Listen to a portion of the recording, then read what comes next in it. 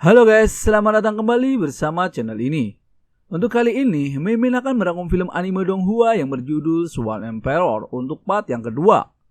Bagi kalian yang belum nonton video-video sebelumnya, kalian bisa langsung cek di deskripsi. Dan jangan lupa untuk menekan tombol like, subscribe, dan loncengnya agar kalian tidak ketinggalan video-video sebelumnya. Oke, tanpa berlama-lama lagi, Mimin langsung masuk ke alur cerita Swan Emperor. Di episode kemarin, Wang Fan diberi hadiah sebuah pil penerobos ranah dan tombak pola harimau oleh wakil dekan Cheng Qianjun. Dan ia berharap kalau Raja Perak Harimau menyukai tombak yang ia berikan. Lalu Wang Fan berterima kasih kepadanya dan akan memberikan pil ranah dan tombaknya untuk Raja Perak Harimau yang tidak lain adalah dirinya sendiri. Wang Fan pun sangat senang dengan pemberian wakil dekan. Ia pun kembali ke kamarnya dan langsung mencoba menerobos ranah dengan pilnya.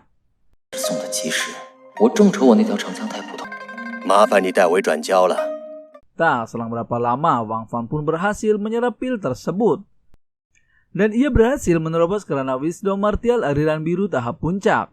Lalu ia pun langsung berlatih tombak Raja Harimau. Tak selang berapa lama, ia pun berhasil melatihnya.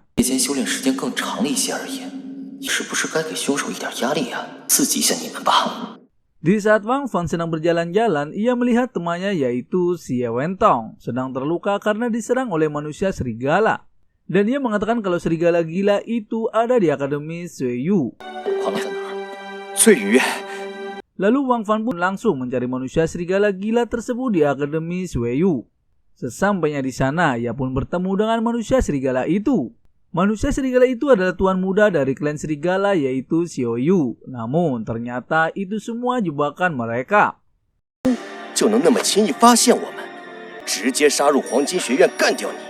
Dan manusia serigala gila itu tidak sendirian. Ia bersama 3 teman lainnya, yaitu Hu Feng, tuan muda dari klan Harimau Perang, Hai Tianming, tuan muda dari klan Bango Dewa Langit, dan satu wanita, ia adalah anak dari wakil dekan Gu yang bernama Nona Guya. Mereka pun langsung menyerang Wang Fan secara bersamaan. Namun Wang Fan masih bisa mengatasinya. Mereka dikalahkan satu persatu oleh Wang Fan.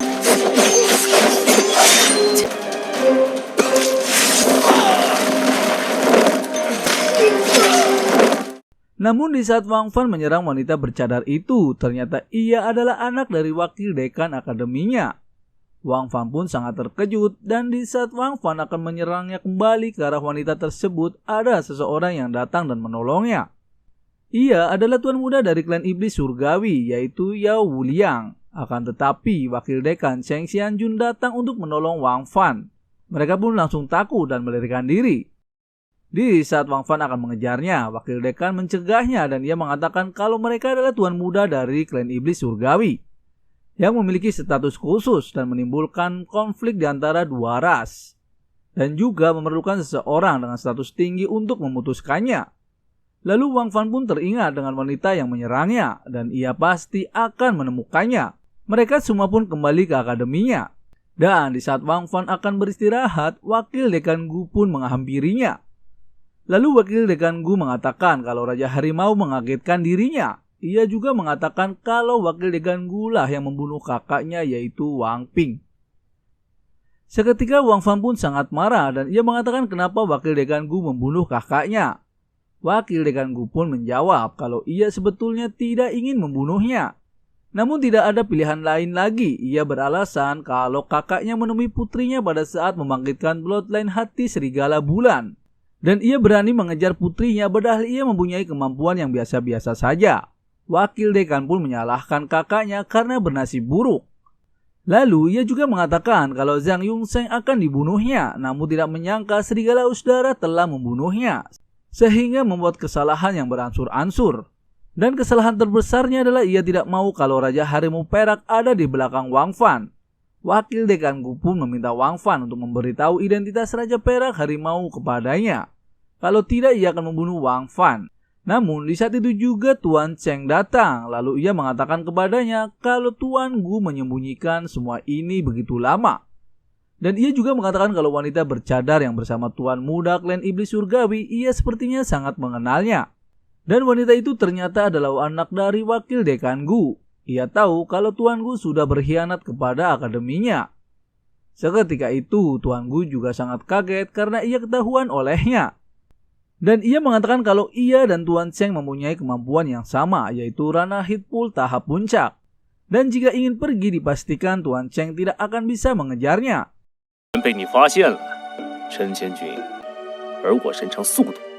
Di saat itu juga datanglah kakek dekan dan ia mengatakan apakah bisa kabur darinya. Tuan Gu pun sangat ketakutan dan di saat ia akan melarikan diri, kakek dekan langsung menyerangnya dengan beberapa pukulan dan ia pun tak berdaya. Kemudian kakek dekan memberikan pedang kepada Wang Fan dan meminta untuk membunuhnya dan membalaskan dendam kakaknya.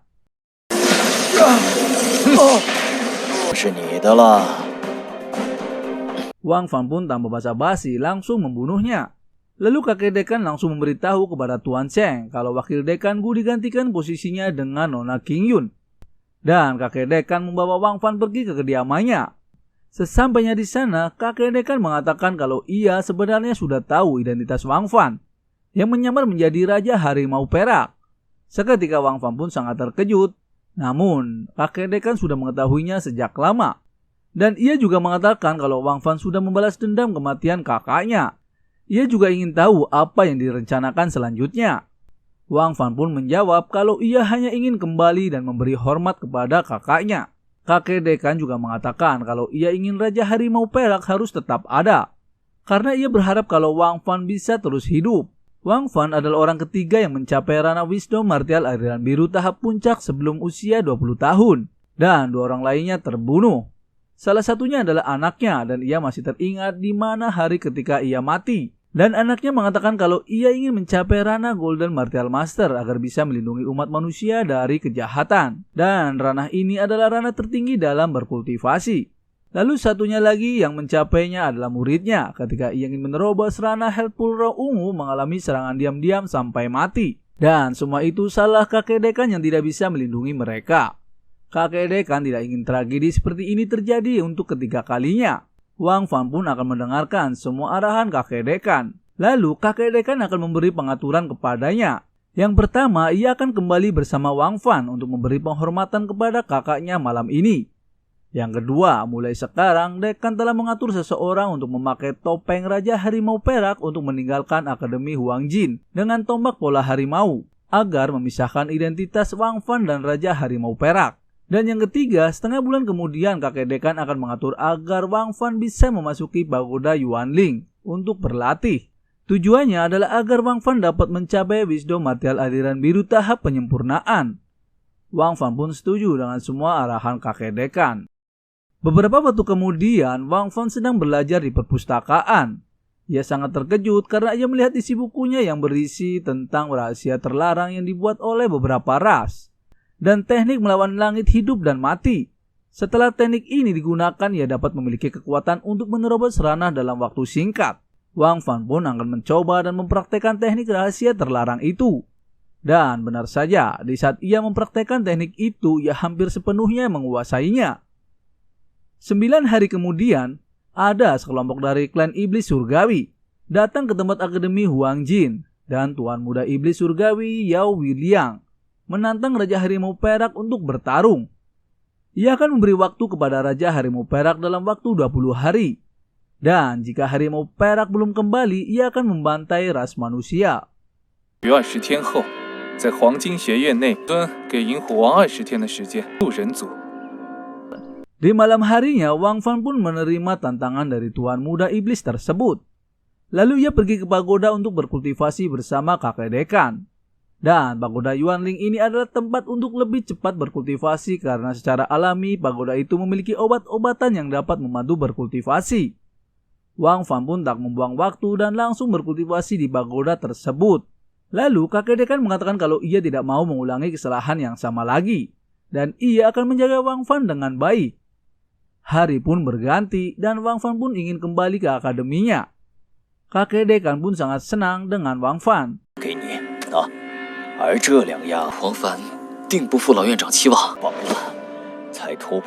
Dan ia bersyukur kalau Tuhan memperlakukannya dengan baik. Dan ia mempunyai harapan yang ketiga dalam kehidupannya. Dan kakek dekan akan melatihnya agar Wang Fan menjadi seorang Golden Martial God.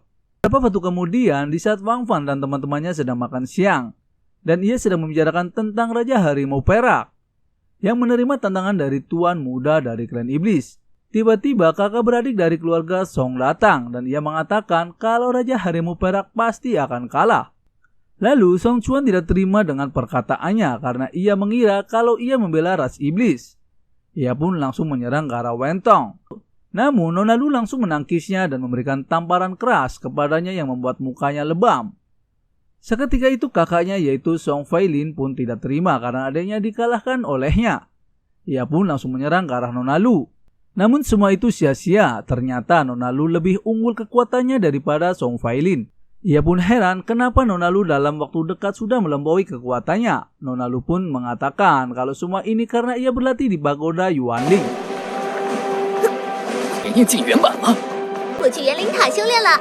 Mereka pun sangat kesal dan langsung pulang meninggalkan Wang Fan dan teman-temannya. Sesampainya di kediamannya, kakak beradik itu pun mempunyai rencana yang jahat kepadanya. Namun, ia tidak bisa berbuat apa-apa karena ayahnya sedang mengasingkan diri dan berkultivasi. Ia pun sedang memikirkan cara untuk menyingkirkan Wang Fan dan teman-temannya. Di saat itu juga datanglah seseorang dari klan iblis surgawi, yaitu Yao Wuliang. Ia akan membantu mereka, namun kakak beradik itu tidak mau menerima bantuan darinya karena berbeda ras dengannya. Lalu Tuan Yao Wuliang merayu mereka agar bergabung dengan klannya dan akan memberi pil penerobos agar bisa lebih kuat. Dan ia menjanjikan keluarga Song lebih kuat jika bergabung dengan klannya. Dan tiba-tiba datanglah ayah mereka yaitu Tetua Song. Ia langsung setuju dan memberi hormat kepadanya agar diberikan pil penerobos ranah tersebut. Dan ia berjanji akan menuruti semua perintah Tuan Yao Wuliang. Ia beralih dan bergabung dengan ras iblis surgawi karena lebih menjanjikan. Tuan muda Yao Wuliang pun langsung memberikan pil penerobos ranah tersebut kepada Tetua Song. Ia juga memberikan kekuatan iblis tingkat bawah dan teknik-teknik iblis surgawi ke depannya. Keluarga Song pun langsung memberi hormat kepadanya dan akan mengabdi kepada klan iblis surgawi. Tuan muda Yao Wuliang sangat senang karena ia baru kehilangan keluarga Gu, tapi masih ada keluarga Song yang membantunya. Di sisi lain, Wang Fan dan Nona Lu sedang berkultivasi. Di saat itu juga kakak dari Nona Lu datang dan ia mengatakan untuk lebih giat berlatih. Lalu kakaknya minta adiknya yaitu Nona Lu untuk pergi karena ia ingin bertanya kepada Wang Fan. Nona King Yun pun mengatakan kepada Wang Fan untuk tidak melakukan perbuatan senonoh kepada adiknya. Dan semua itu tahu akibatnya. Wang Fan pun menjawab kalau ia tidak mungkin melakukan hal seperti itu. Dan Wang Fan sudah menganggapnya sebagai adiknya. Lalu Wang Fan pun memilih pergi karena hari sudah mulai sore. Di malam harinya, Wang Fan pun mencoba berkultivasi kembali untuk mencapai ranah yang lebih tinggi. Seketika itu kakek dekan pun datang. Dan kakek dekan mengatakan kalau Wang Fan akan menerobos ke ranah wisdom martial aliran biru pada usia kurang dari 20 tahun.